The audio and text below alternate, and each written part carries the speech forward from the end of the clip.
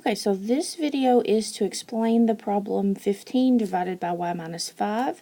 Subtract 3 divided by y equals 17y plus 5 divided by y squared minus 25. So in order to be able to add or subtract fractions, you must have a common denominator. And so we can see that this denominator is made up of y minus 5. This denominator is made up of y. And then y squared minus 25, if we factor y squared minus 25, we get y minus 5, y plus 5. And so we can see then this denominator is made up of y minus 5 and y plus 5. So now it's time to determine what the common denominator would be. And it has to have basically it has to include the factors that are in each of the denominators, and so it has to include the y minus 5, which is also included here, the y, and the y plus 5, and so the common denominator is y minus 5, y plus 5, and y. So now that we know what the common denominator will be, we are going to go through and multiply everything in this problem by the common denominator.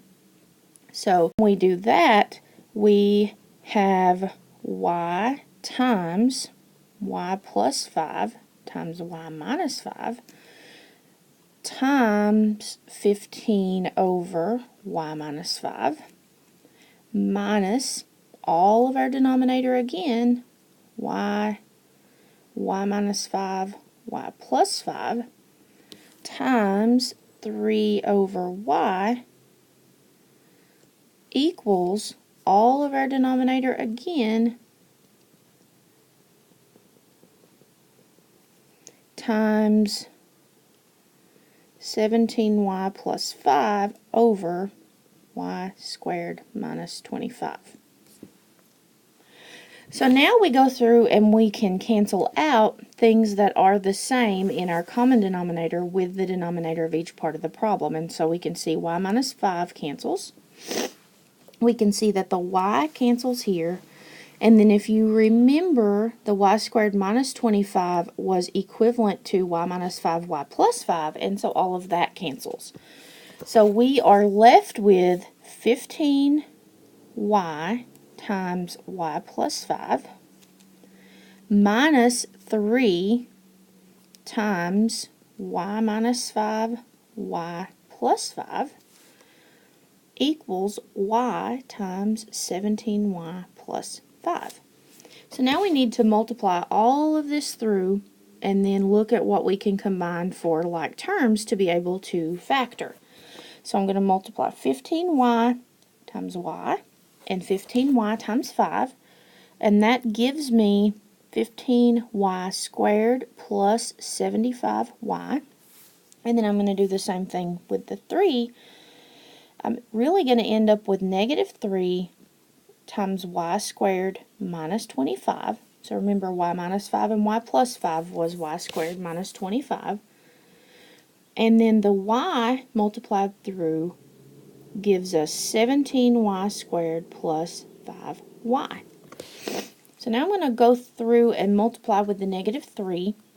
So we have 15y squared plus 75y minus 3y squared plus 75 equals 17y squared plus 5y.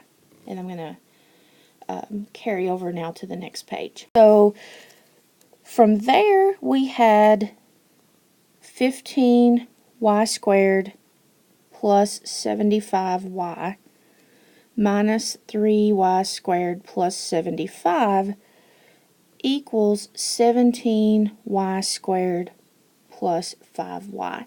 So now we need to try and combine like terms. So I see that 15y squared minus 3y squared is 12y squared. And then I see that 75y doesn't have anything else to combine with, so I bring that down and I bring down the 75 because there's nothing else to combine with that. Now we need to look at getting everything to one side of the equation so we can get this equal to 0 And so I'm going to subtract 17y squared and 5y to the other side.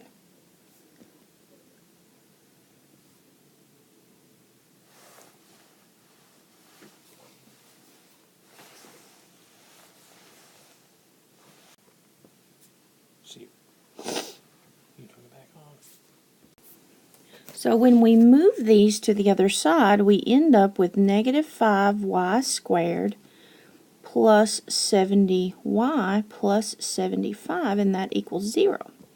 So now we're ready to try to factor and solve. So I can see right away that I can take out a negative 5, and when I do that, I end up with y squared minus 14y minus 15. And that equals 0.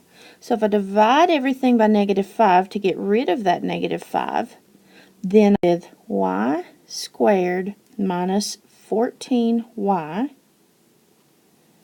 minus 15, and that equals 0, and now I'm ready to try to factor and see if this factors. And so I need factors of 15 that subtract to a negative 14, and so that's going to be 15 times 1, with the minus sign going with the 15 and the plus sign going with the 1. So now we're ready to set each of these equal to 0 and solve. So we get y is positive 15 and y is negative 1. And doing a quick check of these, both of these work out, and so the solution is 15 and negative 1.